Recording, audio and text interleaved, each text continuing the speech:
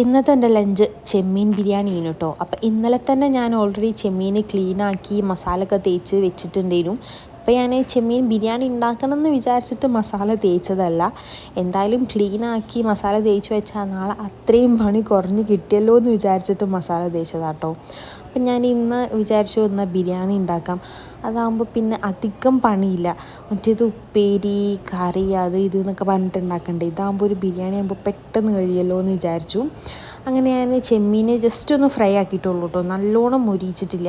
എന്നിട്ട് ആ സെയിം പാനിൽ തന്നെ ഉള്ളി നല്ലപോലെ ഒന്ന് വഴറ്റിയെടുത്തു. ഉള്ളിയും പിന്നെ ഇഞ്ചി വെളുത്തുള്ളി പച്ചമുളക് ചതച്ചത് ലേശം ഉപ്പിട്ടിട്ട് നല്ലോണം ഒന്ന് വാട്ടിയെടുത്തിട്ടുണ്ട്. ആ ഒരു മസാലയിൽ തന്നെ ഉണ്ടാക്കുമ്പം ഒന്നുകൂടി ഒരു ഫ്ലേവർ കിട്ടും കേട്ടോ ഉള്ളിക്ക്. പിന്നെ ചെമ്മീനിൽ കുറച്ചുകൂടി മസാല ഉണ്ടെങ്കിൽ ഒന്നുകൂടി നല്ലതായിരുന്നു. പിന്നെ ഞാൻ നേരത്തെ പറഞ്ഞ പോലെ തന്നെ ബിരിയാണി ഉണ്ടാക്കണം എന്നുള്ള പ്ലാനിലല്ല ചെമ്മീൻ മസാല തേച്ചത്. ഇനിയിപ്പോൾ ഞാൻ വിചാരിച്ചു ലാസ്റ്റ് കുറച്ച് പൊടികളൊക്കെ ഇട്ടിട്ട് അഡ്ജസ്റ്റ് ചെയ്യാമെന്ന്.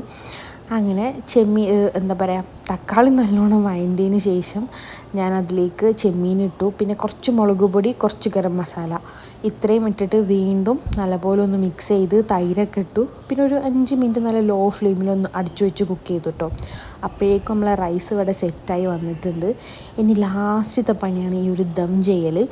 അങ്ങനെ ദമ്മിങ് ഒക്കെ കഴിഞ്ഞു. ഞാൻ പിന്നെ ഫ്രൈഡ് ഓണിയൻസും ഒന്നും മുകളിൽ ഇട്ടിട്ടില്ല, ജസ്റ്റ് ഗരം മസാല മാത്രം ഇട്ടു. അപ്പം എൻ്റെ ബിരിയാണി റെഡി ആയിട്ടുണ്ട്. ഞാൻ പോയി കഴിക്കട്ടെ.